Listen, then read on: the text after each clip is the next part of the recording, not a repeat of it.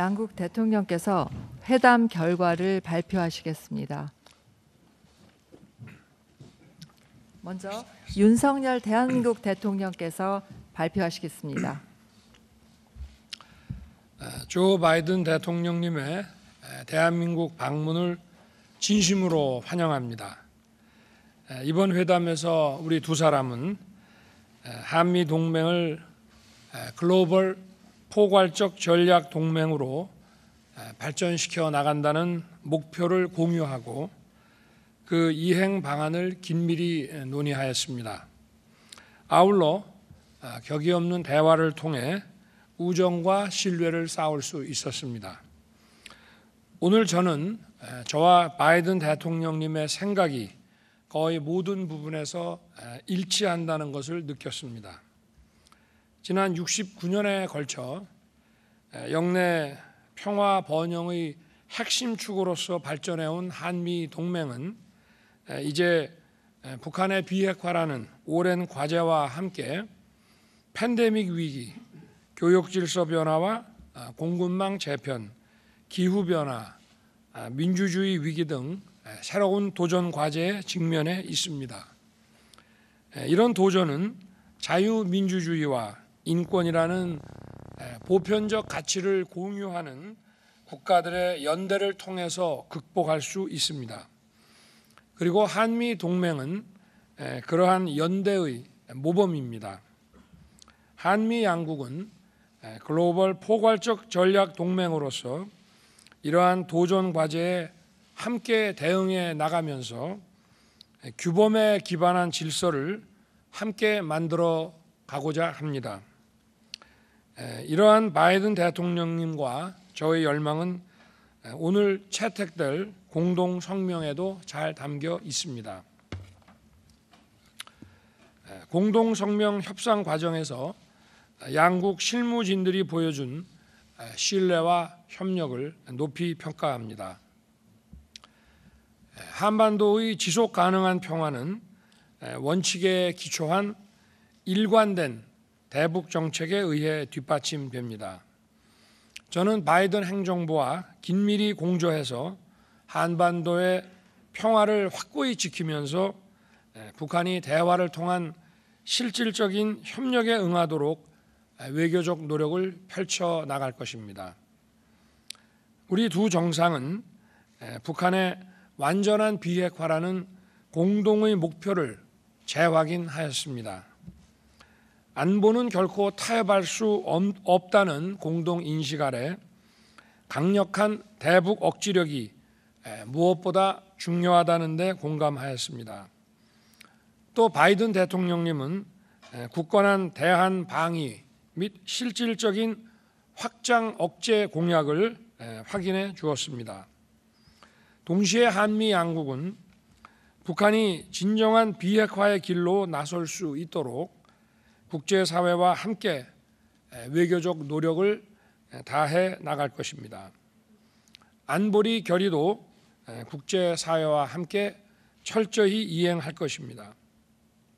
대화의 문은 열려 있습니다. 북한이 실질적인 비핵화에 나선다면 국제사회와 협력하여 북한 경제와 주민들의 삶의 질을 획기적으로 개선할 수 있는 담대한 계획을 준비할 것입니다. 현재 겪고 있는 코로나 위기에 대해서는 정치 군사적 사안과는 별도로 인도주의와 인권의 차원에서 적극 지원할 용의가 있습니다. 북한이 이러한 제안에 긍정적으로 호응하고 실질적인 비핵화 조치에 나서기를 촉구합니다. 우리는 경제가 안보, 안보가 곧 경제인 시대에 살고 있습니다. 국제 안보 질서의 변화에 따른 공급망 교란이 국민의 생활과 직결되어 있습니다. 새로운 현실에 맞게 한미 동맹도 한층 진화해 나가야 합니다. 말뿐이 아닌 행동으로 양국 국민이 체감할 수 있는 혜택들을 끊임없이 고민하고 만들어 나가야 합니다. 저와 바이든 대통령은 반도체, 배터리, 원자력, 우주개발, 사이버 등 새로운 산업 분야에서 실질적인 협력을 강화해 나가기로 하였습니다. 국제 질서 변화에 따른 시장 충격에도 한미 양국이 함께 적극 대응해 나가기로 하였습니다. 그 첫걸음으로 대통령실 간의 경제 안보 대화를 신설하여 공급망과 첨단 과학기술 등 경제 안보 분야에서 양국이 수시로 소통하고 협력해 나가기로 하였습니다. 질서 있고 잘 작동하는 외환시장은 지속 가능한 성장과 금융 안정성에 필수적입니다. 이를 위해 저와 바이든 대통령은 더 긴밀히 협의해 나가기로 하였습니다. 신형 원자로 및 소형 모듈 원자로의 개발과 수출 증진을 위해 양국 원전 산업계가 함께 노력해 나가기로 하였습니다.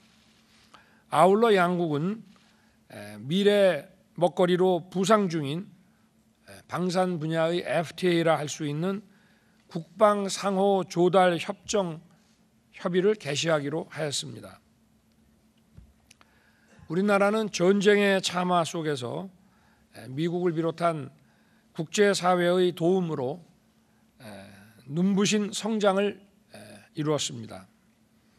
세계는 이제 우리를 선진 민주국가 세계 10위권의 경제 강국, 문화 대국으로 생각하고 있습니다.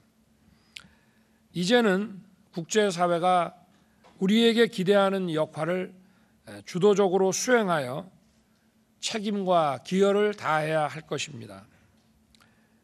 인태 지역은 한미 모두에게 중요한 지역입니다. 한미 양국은 규범에 기반한 인태 지역 질서를 함께 구축해 나갈 것입니다. 그 첫걸음은 인태 경제 프레임워크 참여입니다. 우리의 영내 기여와 역할을 확대하기 위한 전략도 만들어 나갈 것입니다. 한미 양국은 당면한 글로벌 현안에 관해서도 더욱 긴밀히 공조해 나갈 것입니다. 러시아의 우크라이나 침공으로 인한 비극이 조속히 해결되어 러시아 국민이 평화로운 일상으로 돌아갈 수 있도록 우크라이나 국민이 평화로운 일상으로 돌아갈 수 있도록 한미 양국이 국제사회와 적극 협력해 나가기로 하였습니다. 글로벌 백신 파트너십을 토대로 국제사회의 코로나 대응 노력에 적극 동참할 것입니다. 글로벌 보건안보 조정사무소를 서울에 설립함으로써 지속 가능한 세계 보건안보에 기여하겠습니다. 인류에 대한 실존적 위협인 기후변화에 대해 양국은 2030년 온실가스 감축 목표 및 2050년 탄소 중립 달성을 위해 더욱 긴밀히 공조할 것입니다.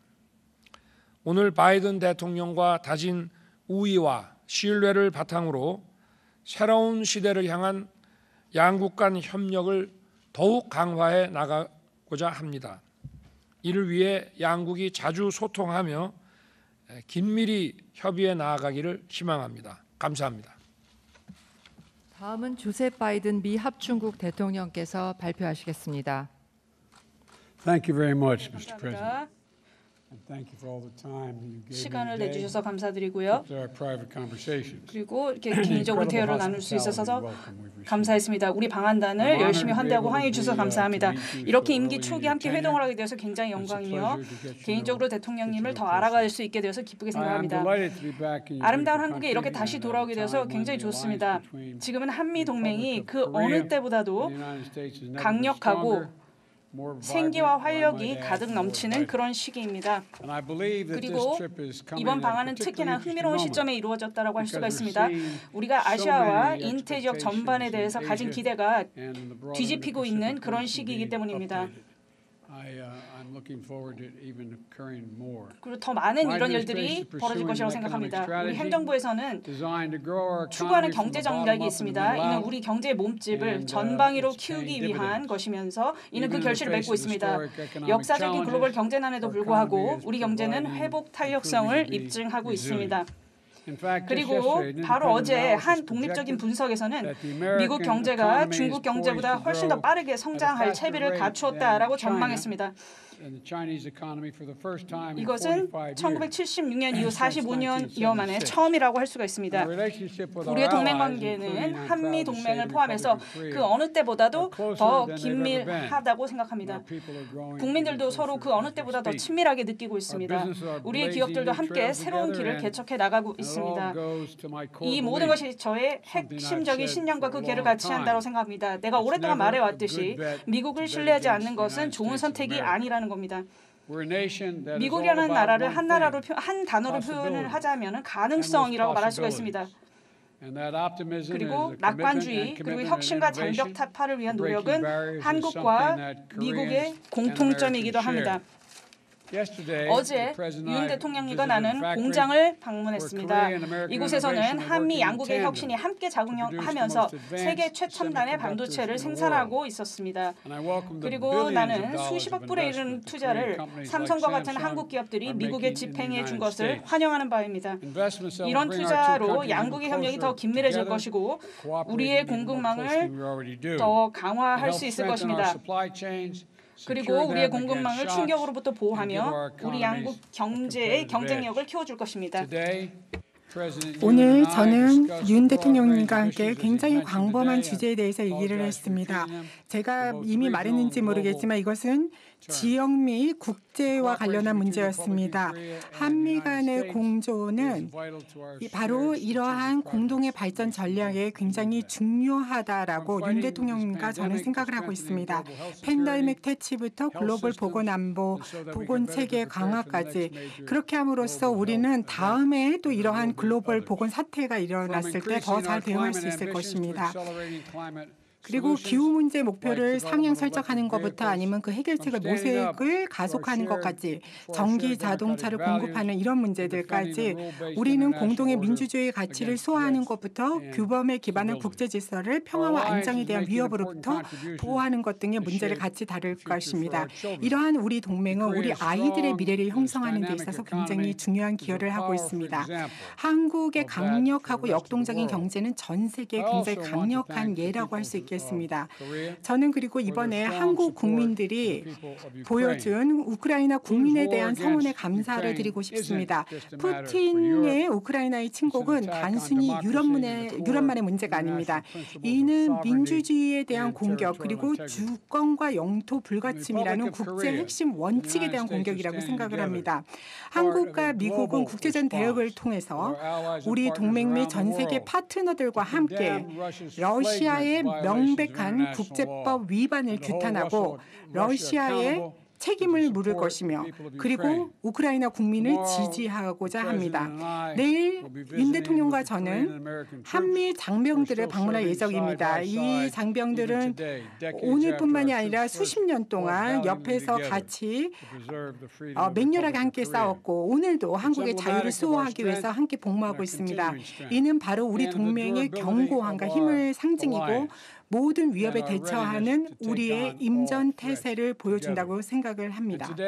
오늘 저는 윤 대통령과 굉장히 우리의 긴밀한 관계를 강화하고 지역의 안보 과제를 함께 해결해 나가기로 했습니다.